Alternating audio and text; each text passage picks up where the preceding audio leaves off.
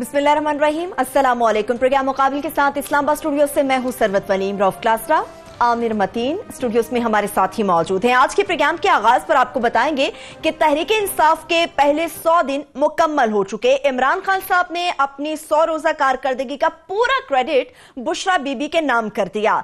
इसके साथ साथ जितनी भी वजारतें और ब्यूरोक्रेसी है वहां पर तो पुराने चेहरे बराजमान है। महंगाई का तूफान है जिसने गरीब अवाम की कमर को तोड़ कर रख दिया है।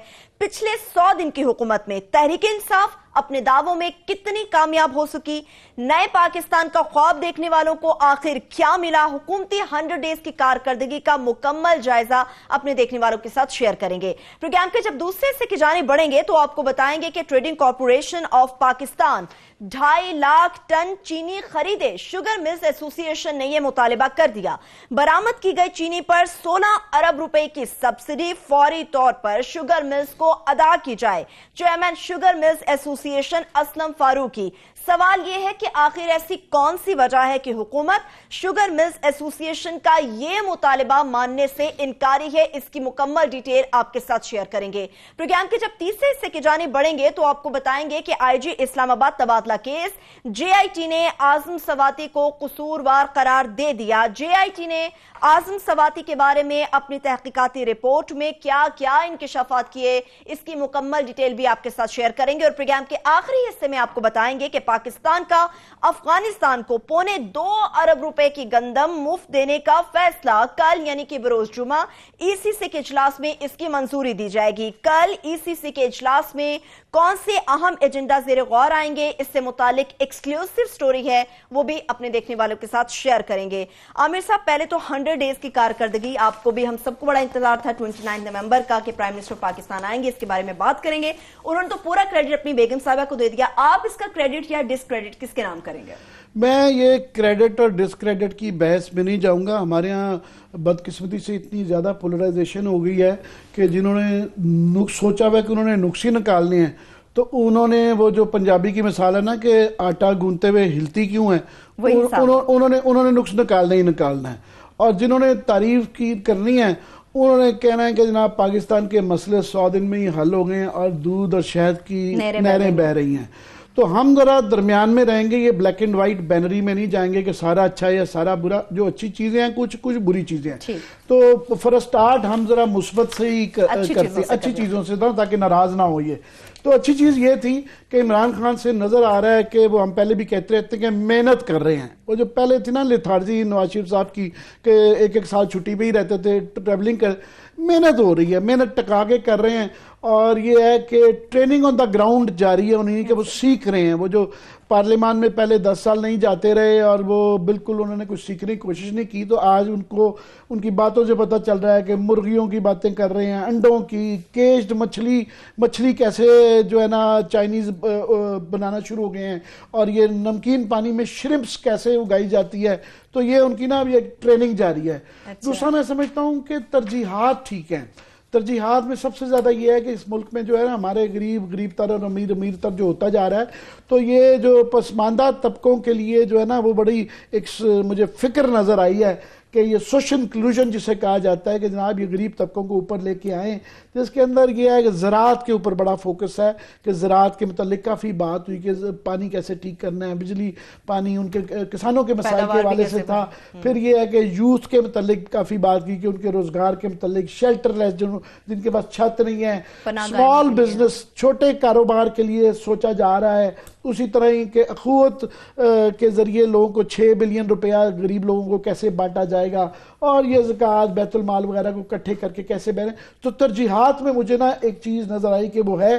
तीसरा हम ये कहते रहते हैं कि पाकिस्तान का बहुत बड़ा मसला जो है वो लोकल बॉडीज हैं। तो उन्होंने ये जो खुशखबरी दी है कि लोकल बॉडीज का ड्राफ्ट बना लिया कानून का पंजाब में, और पहले ही पश्तूनख्वा में तो है। हाँ, हम ये ज़रूर इंतज़ार करना देखना चाहेंगे कि वो कब आएगा और कैसा आएगा। उसके अंदर ये जो बाकी सारी चीज़ें हैं, ये सारा रिफॉर्म पैकेज है, क्योंकि वो लोकल बॉडीज में इनकॉर्पोरेट होगा, ये लोकल बॉडीज लेवल पे होगा। तो ये पहले होना चाहिए था। ये वो जो है ना थोड़ा सा मुझे लग रहा है कि वो जो कहते हैं ना putting carriage before the horse की बजाय वो ये पहले होना चाहिए था कि ये आ जाता, ताकि ये सारी चीजें जो आज 100 दिन के प्लान में हैं, ये ज्यादातर चीजें उसके थ्रू होनी है। तो वो बहरहाल एक अच्छी चीज है कि वो आ रही है। हाँ, कब है, पिछलों को वाइंड अप करके करेंगे या नहीं, ये एक सवाल है। मगर जो है मुझे कुछ जो उनकी खराबियां नजर आ रही ना, जो कमियां, जो लैप्सेस नजर आए हैं। आज मैं साहब मैं आपकी बात काट रहा हूँ, मेरा ख्याल वह अकेले जर्नलिस्ट होंगे जिन्होंने इनकी बैठ के इतनी बड़ी मोटी ताजी रिपोर्ट, अब पिछले 3 घंटे से मैं आपको देख के मेरा दिल डूबा जा रहा था।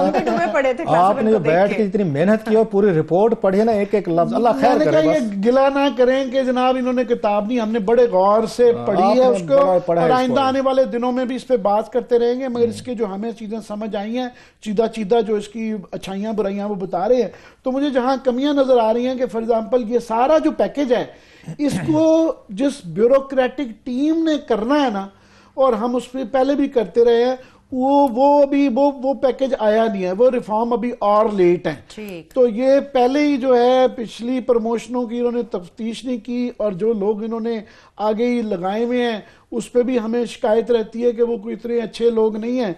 तो वो एक बड़ा लैप्स नजर आता है कि इमरान खान का ये जो बहुत एम्बिशियस एजेंडा है, जिन लोगों ने करना है, उसका भी पैकेज ही नहीं आया कि वो किस तरह लाए जाएंगे, कहां से आएंगे, आसमान से आएंगे, जमीन पे आएंगे, उनसे रिलेटेड रिफॉर्म जो शेख साहब ने आना है वो भी मजीद डिलेड है।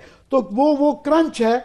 और नजर आ रहा है कि इमरान साहब को, प्राइम मिनिस्टर को ऑलरेडी ये जो है ना बाबुओं ने घेर लिया है। और ये बहुत ज्यादा कई दफा होता है, हमने ये तजर्बे से देखा है कि कागजों में सारे मसाइल हल कर देते हैं हमारे बाबू। वो आपको पावर पॉइंट की ऐसी देते हैं प्रेजेंटेशन के लगता है कि मैंने तो सारे मसले हल ही हो गए हैं, और वो उसमें झूठ बोलते हैं। मैं सिर्फ 2 झूठ जो हमने पकड़े इसमें बड़े जो है कि इसमें फॉर एग्जांपल ये ईसीसी की उसमें पिछली मीटिंग्स में ये बताया गया था कि जनाब लोड शेडिंग गैस की नहीं हो रही, वो डोमेस्टिक को भी नहीं होगी और इंडस्ट्री को भी नहीं होगी। तो यही कर रहे हैं और क्योंकि एक्सपोर्ट हमने बढ़ानी है, ये भी ऐलान किया जा रहा है कि हमने जो हमारी टेक्सटाइल है, जो एसेंशियल जो हमारी इंडस्ट्री है, उनको तो हम पूरी गैस दे रहे हैं। तो हम इस प्रोग्राम में बड़े अरसे से कह रहे हैं कि जनाब ये आपकी लोड शेडिंग होने जा रही है, 2-3 हफ्ते में होनी चाहिए।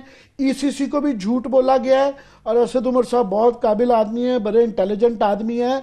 वो मैं अभी भी कह रहा हूं, इंसिस्ट कर रहा हूं कि वो चेक कर लें, उमर यूब साहब भी चेक कर लें, आपकी गैस की शॉर्टेज जो है एलएनजी की क्योंकि नहीं आ सकी, ये कमी आ रही है। अगर मैं गलत साबित हुआ तो मैं माफी मांग लूंगा, वरना वो किसी ना किसी के हेड्स रोल करने चाहिए। जब ये गरीब लोग जो है ना सर्दियों की शामें जब बगैर गैस के गुजारेंगे और इंडस्ट्री रुकेगी, तो किसी ना किसी के हेड्स मस्ट रोल। दूसरा, इसके अंदर जो है ना आज तारीफ कर रहे थे इमरान खान साहब भी, एफबीआर के रिफॉर्म्स की बड़ी बात थी कि जी एफबीआर के अंदर हम कमाल करेंगे, बड़ा जिक्र है कि हम यूं क्रैक डाउन करेंगे और ये वो आईटी का इस्तेमाल करेंगे, वो करेंगे। तो 4 महीने की परफॉर्मेंस ये है कि पिछले इमरान खान साहब जब आए हैं और इन्होंने जब वहां के एफबीआर के चेयरमैन लगाए थे और हमें कहा था ठीक है उनके ऊपर नैब के मुकदमे हैं, ठीक है वो पेशियां भुगत रहे हैं, मगर वो बहुत समझदार हैं और बहुत ज्यादा ना ब्राइट आदमी हैं। तो वहां $68 बिलियन की पहले 4 महीने में 68 बिलियन की शॉर्टफॉल आ गई है। मेजर 68 अरब रुपए की शॉर्टफॉल पहले 4 महीने में आ गई है। ये तो है आपकी एफबीआर की परफॉर्मेंस। सो इसी को देखते हुए फ्यूचर का आप चलेंगे, ये वाला है। तीसरा जो है हमें जो नजर आ रहा है, एनर्जी का इसमें प्लान नहीं है। उसमें आज प्राइम मिनिस्टर ने उमर यूब साहब की तारीफ कर दी कि जी उन्होंने जी वो चोरों को ये पकड़ रहे हैं, चोरों को नहीं, ये $10 बिलियन का ये बहुत बड़ा, फाइनेंस मिनिस्ट्री से भी ज्यादा, सबसे ज्यादा इंपॉर्टेंट मैं समझता हूं, हम फॉलो करते रहते हैं, पाकिस्तान का एनर्जी सेक्टर है। वहां पे जो $6 बिलियन की जो हो रही है ना, ये चंद चोरों को पकड़ के मीटर वालों के मसला नहीं है। यहाँ पे डिस्कोस की चोरियां पकड़नी है, गैस ट्रांसमिशन की चोरियां पकड़नी है, वो ह्यूज पैकेज। सो इस सारे पैकेज में एनर्जी पॉलिसी या एनर्जी से रिलेटेड जो रिफॉर्म करने हैं ना, और पिछले कैसे करने हैं और आइंदा एनर्जी से रिलेटेड क्या करने हैं, वो उसका बिल्कुल हल्का सा जिक्र है। कोई इसके अंदर जो हमारा कंसर्न रहा था कि हमें ये बताएंगे कि एलएनजी से रिलेटेड पॉलिसी या एक्सप्लोरेशन से रिलेटेड पॉलिसी, तो इसके अंदर वो एनर्जी का प्लान का ना वो एक मिसिंग है, वो बिल्कुल नहीं है। दूसरा इसके अंदर जो है एक पाकिस्तान का ये सारी ग्रोथ क्लास साहब आप और हम करते रहते हैं कि तब होगी टूरिज्म, तब होगा ग्रोथ, तब होगी अगर अमन होगा। और ये 2-4 भी धमाके होते हैं ना, सारा मुल्क ना इस टूरिस्ट ने आना है ना किसने आना है। तो इसके अंदर खबर ये है कि नेशनल एक्शन प्लान वो कह रहे हैं जी अब हम नंबर 2 बनाएंगे। हम ये उम्मीद कर रहे थे क्योंकि ये जो नेशनल एक्शन प्लान है वो उसका एक प्रॉब्लम आता है कि पिछला कंसेंसस था, उस पर कंसेंसस डेवलप करना सारी अपोजिशन पार्टीज का बड़ा मुश्किल होगा। अब ये दोबारा बनाएंगे कि उसके अंदर मिलिट्री भी इन्वॉल्व होती है, पुलिस भी होती है, सूबे भी होते हैं, सारी पॉलिटिकल पार्टीज भी होती हैं। सो पिछला जो था ना वो बड़ी मुश्किल से कंसेंसस बनाया गया था। अब ये पता नहीं अगला जो बनाएंगे NAP 2, इन्होंने कहा जी नेशनल एक्शन प्लान 2 हम बनाएंगे, पुराना क्योंकि अब पुराना वक्त हो गया है। तो वो बनाते कब बनेगा, कंसेंसस होगा, कब सूबे उसके ऊपर आएंगे, उससे एग्री करेंगे। तो वो एक वो है कि पिछला जितना जिस पे कंसेंसस हो गया था मदरसा रिफॉर्म और बाकी चीजों पे, उसी को इंप्लीमेंट कर लेते। तो वो इंटीरियर से रिलेटेड, सिक्योरिटी से रिलेटेड मुझे इस सारे प्लान के अंदर जो कोई ऐसी मेजर वो जो थी वो नहीं है, बातें ज्यादा है इसके अंदर, एक्शन का नहीं है। नया एक्शन आएगा पता नहीं कब बनेगा, 100 दिन में वो प्लान नहीं आ सका। चौथा इसके अंदर जो है क्लास साहब के लिए खुश करने के लिए उन्होंने इन जैसे और मेरे जैसे भी, मैं भी ऑनरेडी सराइकी अपने आप को समझता हूं, उन्होंने ये तो इंडिया अनाउंसमेंट कर दी है कि हम जो है सेक्रेटेरिएट जो है ना एक बना देंगे वहां पे।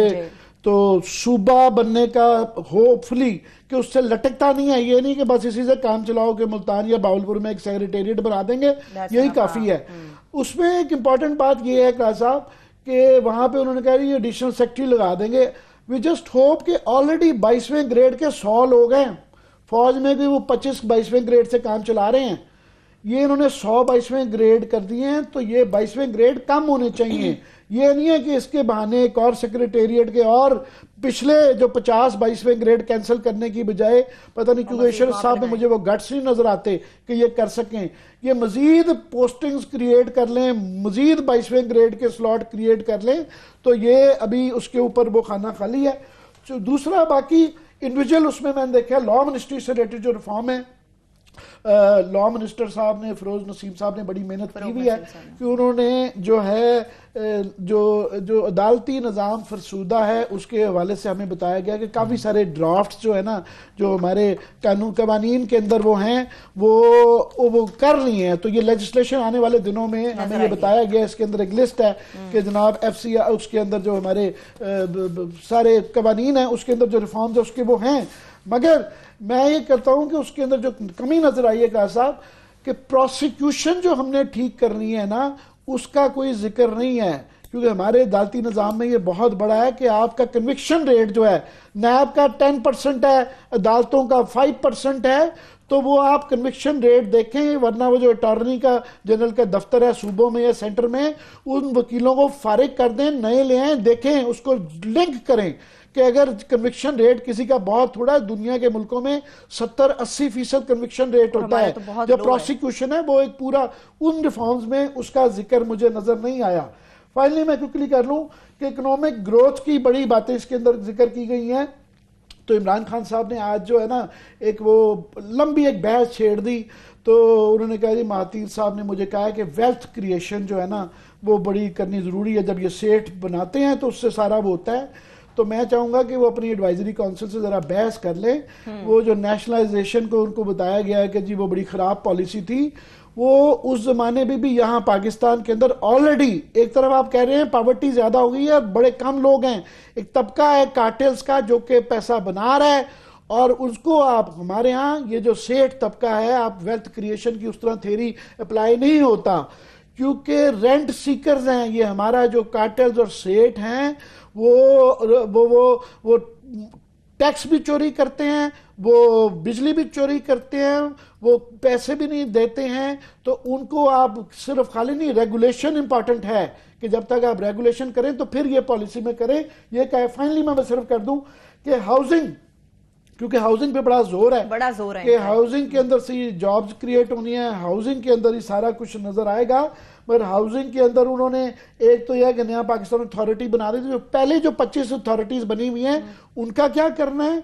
दूसरा, शहरों के मास्टर प्लान बना लें, बहुत कि जरूरी है। आपने ये गांव के आपने इनकॉर्पोरेट करते जा रहे हैं, तो अभी वो उसका प्लान नहीं आया जो मेजर था।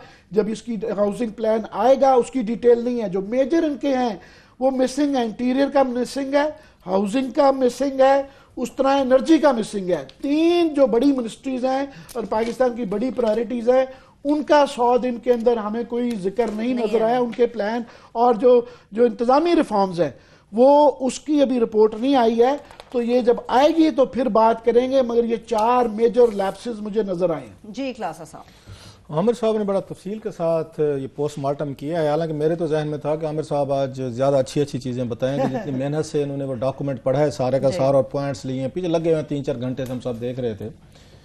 2-4 चीज़ें मेरा ख्याल है आमिर साहब ने कवर कर लिया, अब उसको मैं रिपीट नहीं करूँगा। मैं कुछ और इश्यूज़ पे बात उस पर करूँगा। मसलन मैं एनर्जी से लेना चाहता हूँ जो इश्यूज़ हैं पाकिस्तान के, हो सकता है आम आदमी पॉलिटिक्स पे सुनना चाह रहा हो। मैं आमिर साहब कुछ चीज़ें देख रहा था, अभी मीटिंग हुई है इनकी ECC की 27 नवंबर को, 2 दिन पहले। जी जी।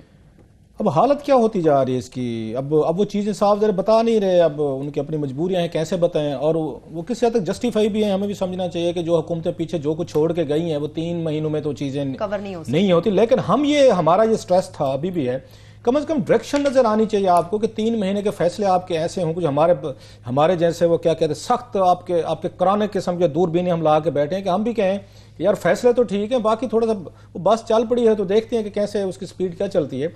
बड़ी इसमें मजे की चीज़ है आमिर कि सर्कुलर डेट जो है वो बढ़ता जा रहा है।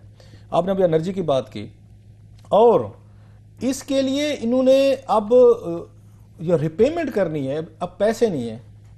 अभी आप एक बात उसमें आप, हालांकि उस वक्त आपको याद थी, अभी आप भूल गए कि अब FBR क्या कर रहे हैं पैसे जनरेट करने के लिए। अभी वो खबर चल रही थी कि दुनिया भर में वहां ट्रंप ने मुबारकबाद दे दिया पूरी दुनिया को कि मैंने वहां पे जो मैं डंडा फेरा था ना उसकी वजह से तेल की कीमतें कम हो गई, मजे करो। ये पूरी दुनिया में ट्वीट है उनका, तेल की कीमतें वो ये बता रहे हैं। जो भी मैं, अगर ये खबर ठीक है, उन्होंने कहा तेल की कीमतें बढ़ाई जा रही हैं। अब पाकिस्तान के पास क्या टूल रह गया? पाकिस्तान ने यहाँ पे मतलब सब हुकूमतों ने ये किया है, जो आती है सबसे जो आपका शॉर्टकट है वो है पेट्रोल या डीजल की कीमतें बढ़ा दें। अब वो बढ़ी हैं आपकी, क्योंकि शॉर्टफॉल हो गया है। अब आपने लोगों को अदा करने पैसे बने। मेरे लिए जो डिस्टर्बिंग चीज थी जो ऐसा ऐसा आती जा रही है, कोई बैंक अब हुकूमत पाकिस्तान को या किसी इदारे के, हुकूमत पाकिस्तान के किसी इदारे को लोन देने को तैयार नहीं है।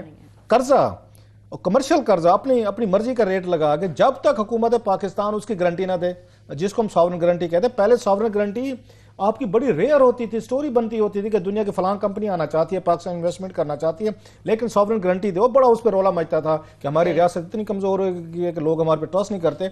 अब हर दूसरा एरा गैरा जो है ना वो आपसे मांगता है कि हमें हुकूमत पाकिस्तान लिख के दे कि अगर हमें कर्जा नहीं मिलेगा तो आप देंगे, हम कैश करवा लेंगे। 200 बिलियन रुपीज का, 27 की मैं बात करूं 2 दिन पहले, 200 अरब का ये कर्जा लेने के लिए सर अदायगियां करनी है।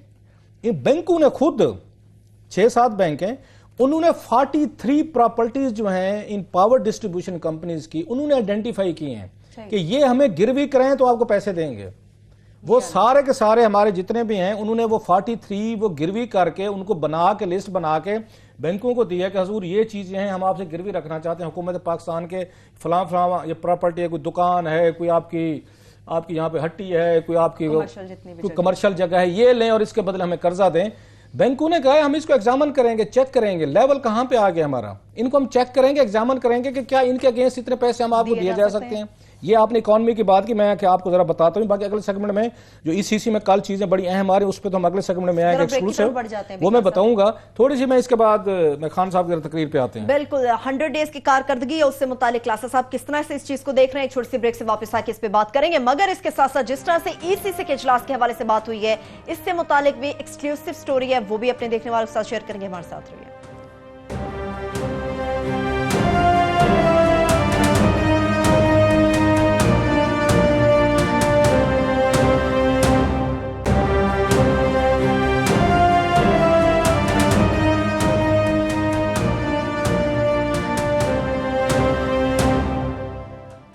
ब्रेक के बाद एक बार फिर से प्रोग्राम में हम आपको खुशामदीद कहेंगे। Prime minister of Pakistan Imran Khan की 100 डेज कारकर्दगी पर वो तो आमिर ने खैर उन पर बात करी, मैं ज्यादा नहीं कर रहा। 2-3 चीजों की मुझे थोड़ी सी उस पर थी। जब इमरान खान साहब ने यह कहा कि मलेशिया में गया तो वहां पे 70% प्लस मेरा ख्याल है कन्विक्शन रेट था, मेरे ख्याल 3 महीने पहले तो वहां तक the most corrupt government Najib ये रजाक साहब की थी। लोग तो करप्शन के खिलाफ वहां पे आए और उन्होंने 92 साल महातीर को वापस लाए। इसका मतलब कन्विक्शन तो वहां पे नहीं हो रही थी, जहां तक मुझे समझ आ रही है। करप्शन हाईएस्ट लेवल पे बहुत ज्यादा थी, मगर आम आदमी के छोटे लेवल पे जो ये मुकदमे के अदालती सिस्टम है ना, उनका वो बड़ा बेहतर है। फिर उसका मतलब है उसका इफेक्ट नहीं जा रहा था। अगर टॉप पे करप्शन हो रही तो नीचे पे कन्विक्शन अगर वहां 70-80% भी हो जाए ना, तो बात तो वो फिर वहीं पे आ जाती है कि टॉप पे अगर आप लोगों को सजाएं नहीं हो रही तो ये निचले लेवल पे सजा का कोई आपका कंसेप्ट यहाँ पे बनता नहीं है। जो इनके लिए मेन उस पे चैलेंज है 2-3 चीजें। आपने भी बात की पंजाब में लोकल बॉडीज की, उस पर वो इमरान खान के बड़ा again it's very close to his heart, हम भी बड़े सपोर्टर हैं केपी में, उन्होंने बड़ा काम भी किया। लेकिन पंजाब में एक और खेल खेला जाने वाला है। वो क्या है? जब हमारी मुलाकात हुई थी चीफ मिनिस्टर बुज़दार साहब से, या पंजाब हाउस में कोई सहाफ़ी मिले थे हम 2 हफ्ते पहले, तो उनसे ये सवाल किया गया था कि जनाब वो तो सारे फंड्स बहाल हो गए, MNAs MPs को तरक्याती फंड मिल गए हैं। तो बुज़दार साहब ने हमें कहा था कि नहीं जनाब, वो उनको नहीं मिलेंगे, वो डिप्टी कमिश्नर को मिलेंगे फंड्स जो हैं। तो मैंने उस पर पॉइंट आउट किया था, मैं कि सर ये तो ऑलरेडी ये सिस्टम है, किसी MNA की जेब में पैसे नहीं डाले जाते कि अकाउंट बताओ हम तुम्हारे अकाउंट में 2-2 करोड़ दे रहे हैं। ये हमेशा डिप्टी कमिश्नर साहब जाते हैं और डिप्टी कमिश्नर साहब ब्रोकर का रोल अदा करते होते हैं, वहां पे बैठ के ब्रोकरेज करते हैं। हमारे साथ यही झूठ बोलते थे कि नहीं, वो हमने वो सिस्टम बनाया हुआ है। कोई सिस्टम नहीं, वो ब्रोकर जो होता है ना, डिप्टी कमिश्नर बनता है ब्रोकर, उनका वहां पे बैठ के ब्रोकरेज वो करवाता है। वो ब्रोकरेज क्या होती है? वो 3 पार्टीज को खुश कर रहा होता है। फेडरल या प्रोविंशियल हुकूमत पैसे भेजती है, ABCG जो MNA MP है, इसका 2 करोड़ हम भेज रहे हैं, अकाउंट में जाएगा। और डिप्टी कमिश्नर साहब उसके बाद वो आके इश्तिहार देते, बल्कि वो उनसे स्कीमें मांगते हैं, MNAs MPs स्कीमें देते हैं। उसके अगेंस्ट फिर वहां पे आप उस लोकल लेवल पे उनको ठेकेदारों को बुलाया जाता है। यहां पे ब्रोकरेज शुरू करते हैं, डिप्टी कमिश्नर उनका साथ देना शुरू करता है कि अब आप बताएं जनाब कि आमिर साहब, रऊफ साहब, फलां साहब, आपने किसको यहाँ ठेकेदार रखा होना? फिर ठेकेदार रखा जाता है मर्जी का, और ठेकेदार 20% जो है ना वो MNAs MPs को देते। बहुत सारे बेचे भी थे, हमने स्कैंडल किया था, आपको याद हो गिलान साहब के दौर का। इन्होंने यहाँ करोड़ों रुपए के भेजे और रेट लग गया था। लक्की मरवत में इतनी वाटर स्कीमें पंजाब और सिंध के सेनेटर्स ने लगाई कि वहां फ्लड आ जाना चाहिए था। अब तक जितनी स्कीमें वहां लगाई गई हैं, 1 करोड़ पे 20 लाख रुपए कैश लेते रहे। सो मुझे लगता है पंजाब में ये इनका जो मॉडल है ना KPK वाला, ये नहीं आने वाला। मेरे साहब वो तो मान गए, चीफ मिनिस्टर हमें खुद बता के गए हैं जनाब वो सिस्टम आ रहा है और डिप्टी कमिश्नर साहब बैठ के ब्रोकरेज करेंगे, ब्रोकर का रोल अदा करेंगे, इसके पैसे आएंगे, इसको दो, उसके पैसे वहां से दो। सो पंजाब में तो लोकल बॉडीज को मेरा ख्याल है आप भूल जाएं, ये खुद कह के गए। दूसरी बात जो मुझे थोड़ा सा उस पर बात करनी है, ब्यूरोक्रेसी की जो आपने बात भी की है। मैंने शाहमुद कुरैशी साहब की तकरीर सुनी, मैं थोड़ा सा कंफ्यूज हुआ इस पे हल्का सा। हमारा स्टांस है कश्मीर पे और हमेशा रहेगा जब तक वो मसला हल नहीं होता।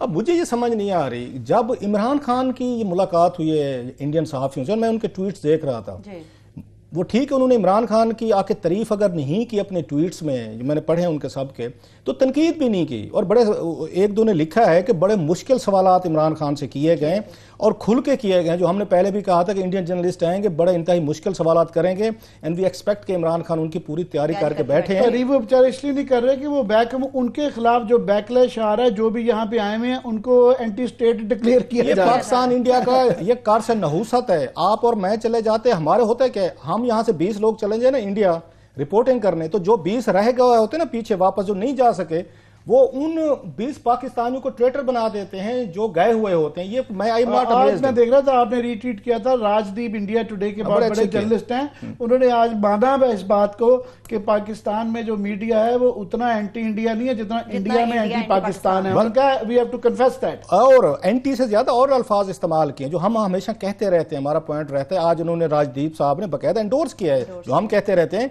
कि पाकिस्तानी मीडिया, पाकिस्तानी पब्लिक जो है वो इंडिया से नफरत नहीं करती ना हमारा मीडिया जो इंडियंस करते हैं। आज उन्होंने कहा है कि पाकिस्तानी मीडिया में वो नफरत नहीं है, हमें नजर नहीं आती जो इंडियन चैनल में नजर आती है। खैर, कमिंग टू इमरान खान के साथ बड़ा अच्छा इनका वो रहा, इंटरेक्शन रहा है। मैंने बरकत दास साहब के भी ट्वीट्स देखे, जो मुलाकातें हुई हैं, मैंने राजदीप साहब के भी देखे, और लगा है कि इमरान खान उनको बड़ी हद तक उनके क्वेश्चंस को उनको एड्रेस करने में कामयाब रहे हैं। मुश्किल सवाल आते, और जो बात हमने कल रात की थी, हम ये नहीं कहे कि हम सियाने हमारी बात सुनकर उन्होंने कहा, लेकिन अच्छा स्टेप लिया है। हमने ये कहा था कि जब सिखों को हम वो दे रहे हैं, राहदारी दे रहे हैं, रास्ता दे रहे हैं, वहां पे हिंदूज को भी आपको देना चाहिए, ताकि ये ना समझा जाए कि आप सिर्फ एक मखसूस कम्युनिटी इंडिया के साथ अटैच हो के जिसका प्रोपागेंडा बीजेपी कर रही है वहां पे या दिल्ली सरकार कर रही है, तो ये प्रोपागेंडा उनको मत दें कि हम जो हिंदूज आना चाहते हैं पाकिस्तानी पिलग्रिमेज, हम उनको नहीं आना देते, सिखों को दे रहे हैं। आज इमरान खान ने कल रात बात आज की है उन पे, यही बात इमरान ने किया। उसने कहा हम सिखों को तो दिया है, हम जो हिंदूज हैं, मेरा ख्याल पाकिस्तानी कश्मीर में जो उनके लिए मुकद्दस मकाम आते हैं, वो कहते हैं वो भी राहदारी खोलने को तैयार हैं। That's a good step on Imran Khan, जो बड़ा अच्छा स्टेप है ताकि उनकी कंसर्न एड्रेस की जाए। टेंपल है वादी नीलम में, बिल्कुल, उन्होंने कहा हम उसके लिए तैयार हैं। दैट्स ए गुड स्टेप है मस से। अब मैं आता हूं शाहमद कुरैशी साहब पे, दोस्त हैं हमारे, भाई भी हैं, मुल्तानी हमारे। मुझे उनकी पॉलिसी समझ नहीं है आमिर साहब, प्लीज मुझे थोड़ा सा एजुकेट करें, कोई मेरी नलायकी होगी। इमरान खान एक पीस इनिशिएटिव लेके चल रहे हैं जिसको पूरी दुनिया अप्रिशिएट कर रही है और बड़े पैमाने पे हम कर रहे हैं, दुनिया कर रही है। और इमरान खान का ये मेरा ख्याल है जो उन्होंने आके उन्होंने जनरल बाजवा के साथ मिलके एक डिप्लोमेटिक उन्होंने ये ऑफेंस मैं कहूँगा किया है इंडिया पे, इट्स शानदार, सब को किया है। उस वक्त आप और इमरान ने आज वहां पे इंडियन जर्नलिस्टों को कहा है बड़ा वाइजली, उन्होंने कहा जनाब कि वहां इंडिया में होने इलेक्शन, तो इलेक्शन हो जाए तो फिर हम देखेंगे कि चीजें आगे कैसे जाती। उन्होंने हाफिज सईद के हवाले से आपकी मजबूरियां समझते हैं, फिलहाल आप मेरे इस मैसेज का रिस्पॉन्ड नहीं कर सकते कि आपके इलेक्शन है। We like to wait for 6 months. मैं इसी पे आ रहा हूं। अब ये बात इमरान खान जैसा बंदा समझ रहा है जो पहले फॉरेन मिनिस्टर भी नहीं रहा, जो डिप्लोमेटिक वर्ल्ड को भी नहीं जानता, जो दुनिया भर भी नहीं फिर के आया, जो पहले जो फॉरेन मिनिस्टर भी नहीं रहा, वो ये डेलीकेसी समझ रहा है इमरान खान कि इंडिया के साथ इस वक्त इलेक्शन आने, इंडिया हमारे साथ बात नहीं करेंगे, मोदी साहब भी गुस्से का करेंगे, सुषमा साहबा भी हमें आके हमारी फेंटी लगाएंगे, पूरे ये बीजेपी जो है ना पाकिस्तान को विलन बना के पेश करेगी वहां पे उसमें अपने इलेक्शन में इलेक्टोरल के पास, और कहेगी कि ये वो मास्टर है जिसको हम काबू कर सकते हैं।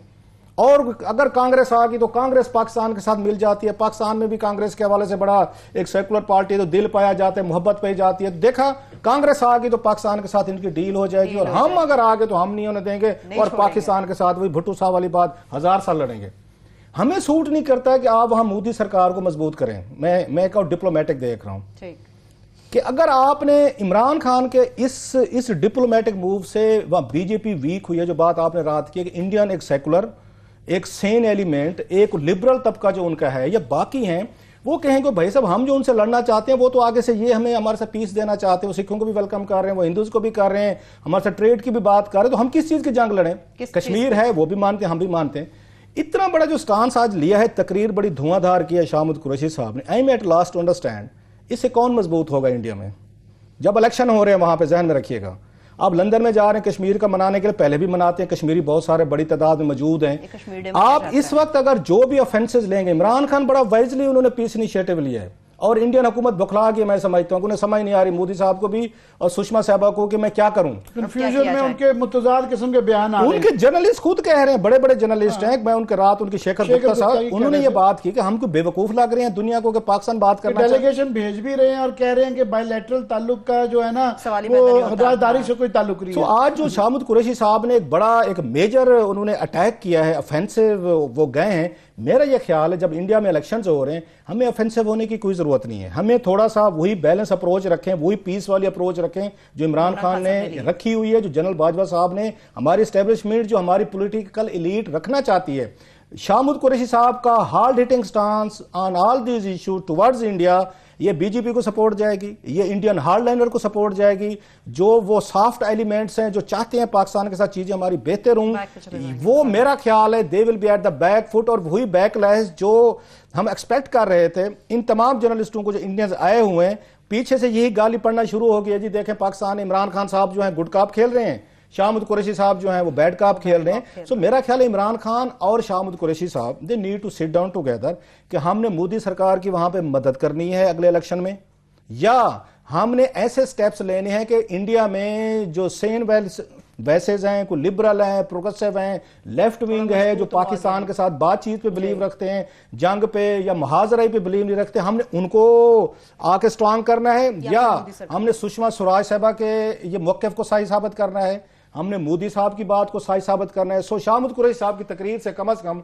मैं ये समझता हूं जो एक जब बना था, एक माहौल बना था पिछले कुछ 2-4 दिनों में, और जो हम गेन कर रहे थे उसको बरल सेट एक just to add to what you are saying कि आज उन्होंने एक जो लफ्ज इस्तेमाल किया कि डोमेस्टिक उसको खुश करने के लिए कि हमने इंडिया में जो गुगली मारी करतारपुर से, हम कह सकते हैं साफी कहेंगे, हम कह रहे हैं कि हमने उनके कबूतरों में बिल्ली छोड़ दी है, हम कह सकते हैं साफी कह सकते हैं फॉरेन मिनिस्टर जो है उसकी हर चीज जो है वो पॉलिसी है, वो कहेंगे देखा ये तो चलाए आप। फॉरेन मिनिस्टर ये कहते हैं कि हम तो पीस के लिए कर रहे हैं, हम तो वैल्यूज के लिए कर रहे हैं, वो उनका ये कहना है। तो ये डोमेस्टिक ऑडियंस को खुश करते करते आज मुझे एक्चुअली एक इंडियन जो कुलीग्स यहाँ पे दोस्त जर्नलिस्ट आए हुए थे, किसी ने पूछा कि यार इसका क्या मतलब है कि हमने जो गुगली मारी है, एक तरफ आप कल कह रहे हैं कि जनाब हमने इंसानियत दिखाई है, ये किया, आज आप कह रहे हैं कि गुगली मारी है।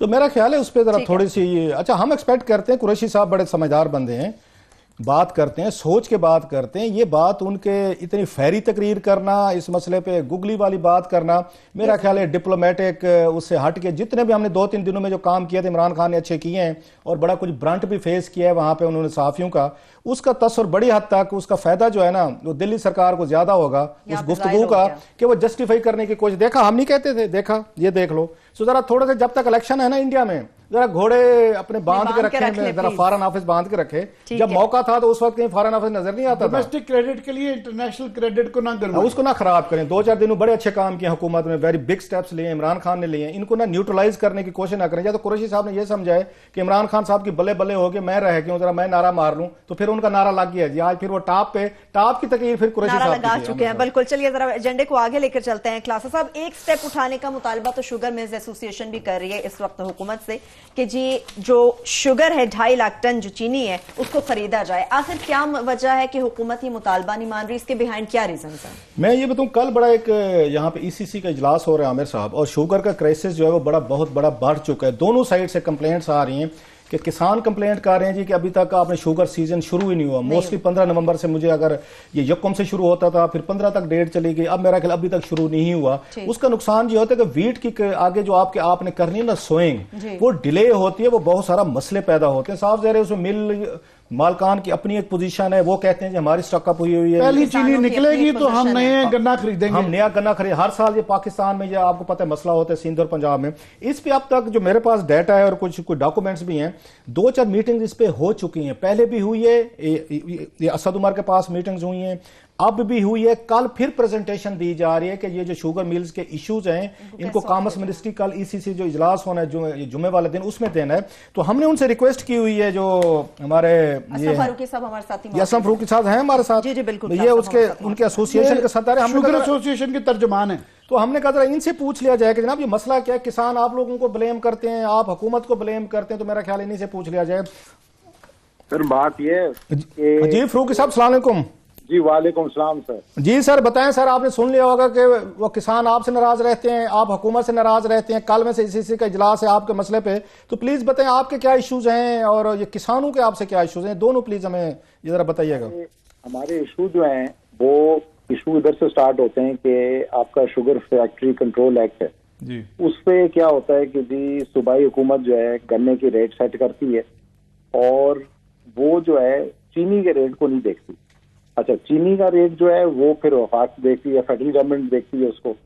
तो एक आदमी जब बैठ के 80% आपकी कॉस्ट ऑफ प्रोडक्शन को सेट कर दे बाय सेइंग कि जी 180 रुपए गन्ने का आप रेट दे दें, तो फिर आगे चीनी का रेट जो है फिर वो भी किसी ने देखना पड़ेगा।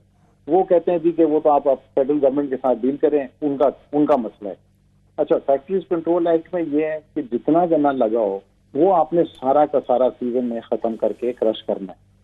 अब वो अगर किसान उसके ऊपर जनाब 18 लाख टन भी बना दे तो हमें पूरा का पूरा क्रश करके बनना पड़ता है। पाकिस्तान की अगर रिक्वायरमेंट 6 मिलियन टन है और अगर वो 7 मिलियन टन बने तो उनको कोई रोक नहीं सकता, हम रोक नहीं सकते, हमें पूरी क्रशिंग करनी पड़ती। जब हम फेडरल गवर्नमेंट के पास जाते हैं कि सर चीनी ज्यादा हो गई है, तो वो कहते हैं जी आपने क्रश क्यों किया, आपने क्यों इतना बनाया। तो उसके अंदर एक डिसलोकेशन है बिटवीन फेडरल गवर्नमेंट और प्रोविंशियल गवर्नमेंट, और उसके अंदर ये हम अब पिछले साल का अगर आप लें, हमने पिछले 3 सालों से 180 का रेट दे रहे हैं। हमने उनको फेडरल गवर्नमेंट को प्रोविंशियल गवर्नमेंट को बता रहे हैं कि जब आप इतने इंसेंटिव देते हैं और इतने रेट देते हैं तो ग्रोअर जो है वो उसके साथ रिएक्ट करेगा और वो प्लांट करेगा। जब उसने प्लांटेशन की है उसने पाकिस्तान का रिकॉर्ड प्रोडक्शन पिछले साल किया 7.5 मिलियन टन। अब वो जब आपके पास जरूरत से ज्यादा बन गई तो हमने उन्हें कहा है कि जी देखें 3 साल से हम आपको समझा रहे हैं कि जब आप ये हाई रेट देंगे आपका एक्सपोर्ट की पॉलिसी होनी चाहिए। उसके तहत आपको एक्सपोर्ट करना चाहिए। हमने जब पहले दफा 2016 में इनको कहा था दिसंबर में कि जी हमें एक्सपोर्ट करने दें, सब्सिडी फ्री, 1 रुपए नहीं चाहिए, आप हमें खाली इजाजत दें। उस टाइम पे फेडरल गवर्नमेंट ने कहा नहीं जी चीनी नहीं है, आपकी कमी हो जाएगी, चीनी रेट बढ़ जाएगा। वो बैठे रहे। 8 महीने के बाद जब रेट हमारी कॉस्ट ऑफ प्रोडक्शन 63 रुपीज थी, मार्केट जब आई 47-48 पे, तो उन्होंने कहा अच्छा ठीक चले आप ऐसे करें 5 लाख टन निकालें। फिर 5 लाख टन निकाला। उस तक के जब रेट $550 से निकल के 350 पे आ गया, फिर हम बैठे आके कि जी अब आपने 8 महीने लगा लिए, अब रेट गिर गए, अब आप सब्सिडी दें। वो कहते हैं जी आपने तो पहले सब्सिडी नहीं मांगी। तो हमारा मौकफ होता है कि जी देखें, अगर आप किसी चीज को इंसेंटिव ग्रोअर को देते हैं और वो रिएक्ट करता है तो उसको पीनलाइज ना करें और ना शुगर मिल को पीनलाइज करें। डिसीजन आपका है।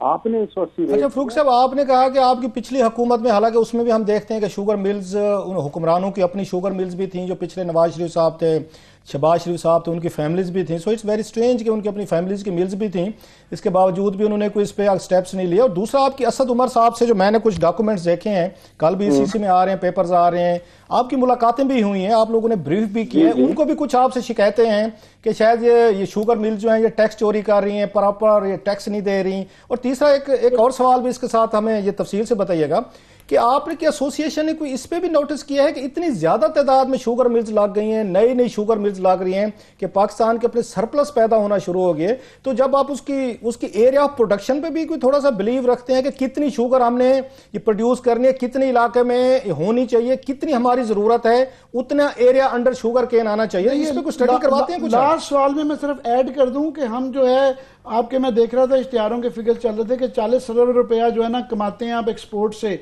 मगर हम जो कॉटन इंपोर्ट करने जा रहे हैं उस पर $1.5 बिलियन खर्चना चाह रहे हैं। तो खास तौर पे ये जो एक्सेस शुगर केन की जो हम की जाती है कॉटन की बेल्ट में, वो आपके ख्याल में उसको कटेल करना चाहिए? सर देखें, बात ये है कि शुगर जो है ना आप अपने जरूरत से ज्यादा बना रहे हैं, और ये जो है एक्सपोर्ट अगर आप करते तो ये एक सोर्स ऑफ इनकम बनता है। इससे आप देखें कि चीनी जो है एक्सपोर्ट आपको खुला रखना चाहिए, पॉलिसी आप रखें खुली, उसके अंदर जो है आपके फॉरेन एक्सचेंज आता रहेगा। आप किसी शुगर के बगाव से फिर आप बनाते हैं पावर अपने प्लांट्स के लिए, उससे आप मोलासेस लेके आप अपने एथेनॉल प्लांट्स पे लगाते हैं, उसके $500 मिलियन की एक्सपोर्ट है। आप ब्राजील जो नंबर 1 एक्सपोर्टर है उसके साथ पाकिस्तान मुकाबला करती है एथेनॉल। शुगर में आप ऐसा रेट दें कि पहले तो हम ये रिक्वेस्ट करते हुए अभी भी इनको कहा है कि जी आप कॉस्ट ऑफ प्रोडक्शन पहले चेक करेंगे, गन्ने की कीमत की कॉस्ट प्रोडक्शन। सर हमने ब्रेक पे जाने, अब हमारे साथ रहिएगा, कुछ आपसे अभी हमने 1-2 सवाल अभी करने, बड़ा अहम इशू है क्योंकि बहुत बड़ी तादाद में किसान भी डिस्टर्ब है कि सीजन नहीं शुरू हुआ, आप लोग डिस्टर्ब हैं कि यहाँ पे आपको मसाइल आ रहे हैं, कल इसी से का इजलास भी है, ये बड़ा इशू है हमारे लिए। आप जरा 2 मिनट हमारे साथ रहिएगा, ब्रेक के बाद वापस आते हैं और आपसे फिर इसी पे ये आप इसका दोबारा हमें जरा इसका जवाब दीजिएगा तफसील से सर, एक ब्रेक के बाद। चलिए एक ब्रेक ले लेते हैं, ब्रेक से वापस आके असलम फारूकी साहब हमारे साथ ही मौजूद रहेंगे, इससे मुताल्लिक मजीद डिटेल में भी बात करेंगे, साथ रहिए।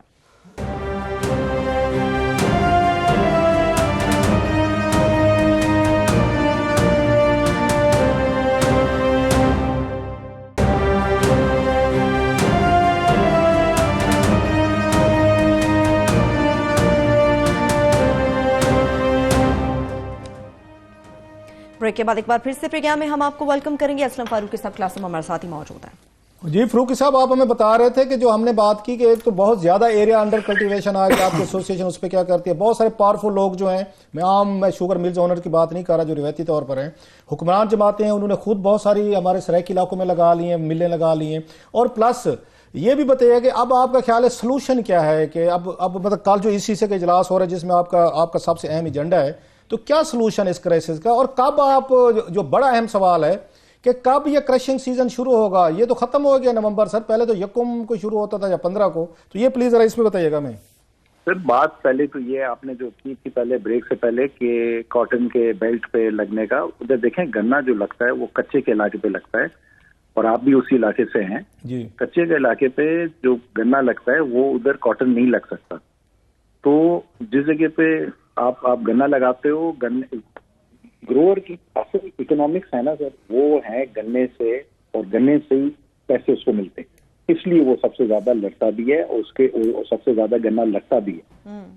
वो जो है डिजीज आ जाती है, स्प्रे के उसके पोस्ट आ जाते हैं, तो उसके वजह से कॉटन नहीं लगता है ना, उसको इतनी नहीं तरजीह दी जाती। और ये जो आपका जो गन्ना है इस वजह से ज्यादा बढ़ रहा है, उसका रेट भी अच्छा है जो उन्होंने गवर्नमेंट ने लगाया 180 का।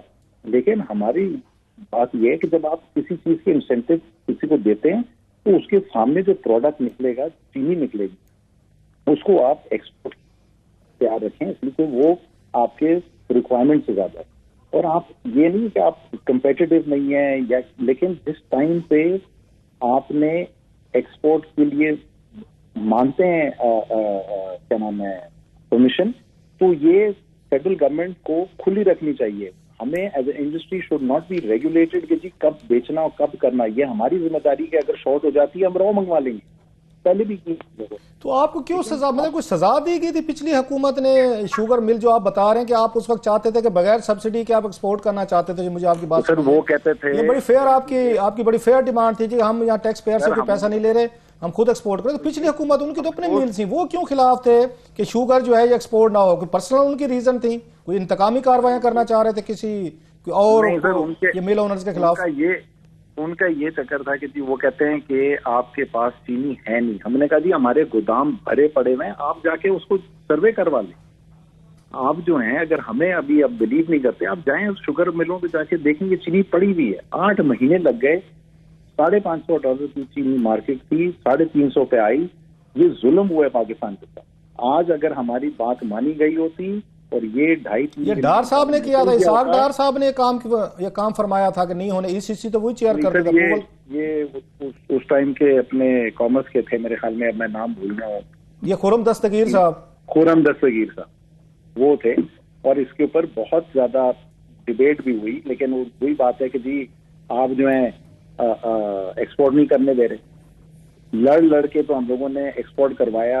आखिर में हमने कहा जी ये जब मार्केट अब गिर चुकी है तो इसके ऊपर जो है हमने 2 मिलियन टन मांगा। वो गई जनाब समरी ई कॉमर्स से एक दूसरे डिपार्टमेंट में, उन्होंने कहा जी 2 से इसको 1 कर दे। फिर वो दूसरी डिपार्टमेंट में गई, उन्होंने कहा जी इसको 5 लाख कर दे। वो इस तरीके से बिजनेस कभी नहीं कामयाब हो सकता। अच्छा, लास्टली सर, कल अब ईसीसी में असद उमर साहब ने टेकअप करना है, जो मेरे पास कुछ चीजें हैं, कॉमर्स मिनिस्ट्री ने प्रेजेंटेशन देनी है, इश्यूज कन्फ्रंटिंग शुगर इंडस्ट्रीज। तो क्या डिमांड है, जहां से आपकी डिमांड भी मतलब है मीट हूं, टैक्स पेयर भी ज्यादा बर्डन में ना आए, और सबसे बड़ी क्योंकि मैं किसान का बच्चा खुद हूं तो मुझे उनका भी है, तो किसान बेचारा तो किस लिए है आपकी और हुकूमत की लड़ाई में? सोल्यूशन क्या है? कंज्यूमर को भी सस्ती चीनी मिल जाए, कोई थोड़ा सा विन विन सिचुएशन बताएं सर, काल कोई ये मुख्तसर से सर। बात ये है कि आप सबसे पहले तो ग्रोअर को 180 दें। जब आप 180 देंगे तो चीनी की कीमत जो है, जैसे हम कहते हैं कि जी 80% उसके अंदर जो है गन्ने की कीमत है, ठीक है सर, वो 45 रुपए बन गई। आपका जो सेल्स टैक्स है वो 6 रुपए 60 पैसे। आप ये सारा जोड़ें तो मिल के पास पैसे ही नहीं बनते, इसलिए कि 63 रुपीज हमारी प्रोडक्शन कॉस्ट है। आज इधर जो है 47-48 रुपए।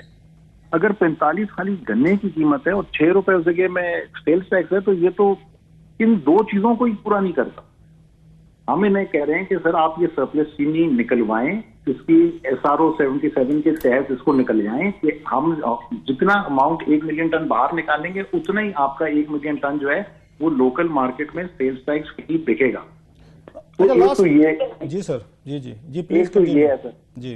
दूसरा ये है कि हम लोग ये चाहते हैं कि जनाब आप जो है अपना जो सेल्स टैक्स का जो रेट है वो इन्होंने किया हुआ है 1.5 साल से 60 रुपए के ऊपर।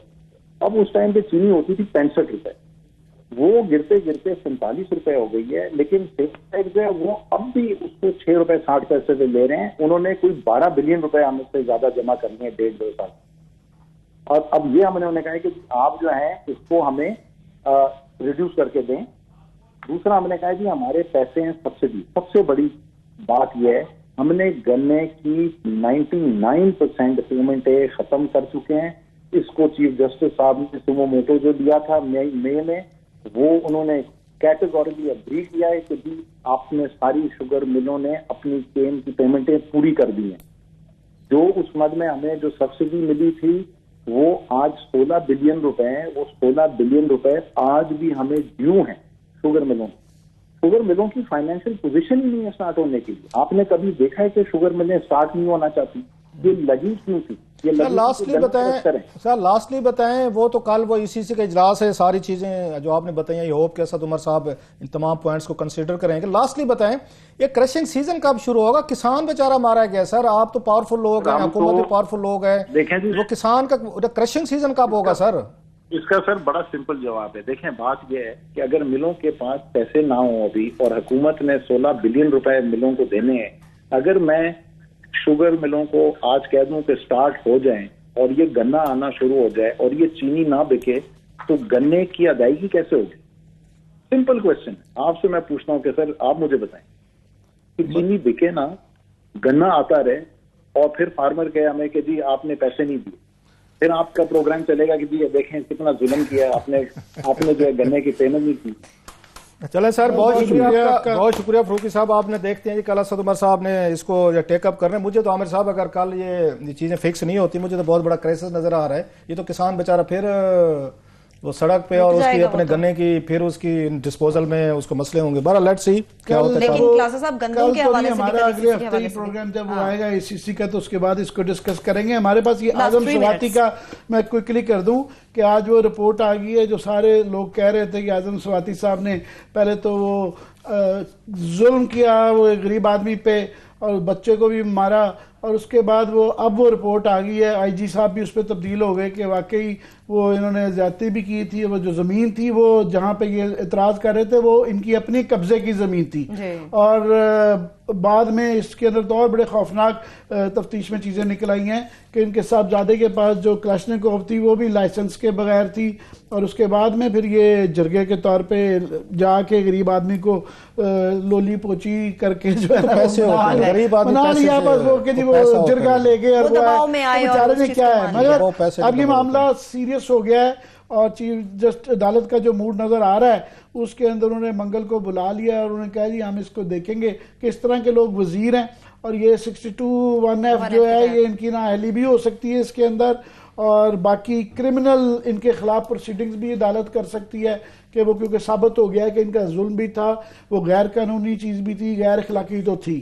ठीक है, लास्ट 2 मिनट से क्लास मुझे तो लगता है इनको हामिद सईद काज़मी साहब की बददुआ लग गई है आजम स्वाति साहब को। आजम स्वाति साहब जो है ना, इन्होंने मेरा ख्याल है उन्होंने हामिद सईद काज़मी पे जो बड़ा झूठे किस्म का है, वो हमने उस वक्त भी कहा था कि गलत उन पे, मतलब उनकी नहली जरूर थी लेकिन करप्शन नहीं थी। जो हामिद सईद काज़मी को उन्होंने जेलें करवाई थी ना और अदालतों में लेके गए थे, लगता तो ये काज़मी साहब की, हामिद सईद काज़मी साहब की कोई इनको दुआ लग गई है। सिर्फ ऐड कर दूं कि इसमें पुलिस का जो रोल आया हुआ ना तफ्तीश के अंदर, वजीर को देख के उन्होंने कहा ये तफ्तीश होती है तो ये जो रूल ऑफ लॉ कहते हैं पीटीआई वाले के जनाब हमने यहाँ पे वो तो मदीने की रियासत आ गई है, तो ये मदीने की रियासत में SHO आपकी मर्जी के मुताबिक वजीर को बचाता नहीं है। वो करेंगे घर उस पर अगले हफ्ते बाद। लास्टली है कि आमिर साहब कल जो यहाँ पे ईसीसी का इजलास हो रहा है वो एक जो बड़ा एजेंडा आइटम है, जैसे कल हमने कहा कि उसके शुगर केन के एक और मेन जो है अफगानिस्तान को पाकिस्तान ने 1.7 बिलियन रुपीस की गंदम जो है ना वो गिफ्ट उन्होंने की है, और उसकी कास्ट जो बनती है तकरीबन ये बनती है आपकी 40,000 मेट्रिक टन है, और इसका 1.7 बिलियन रुपीस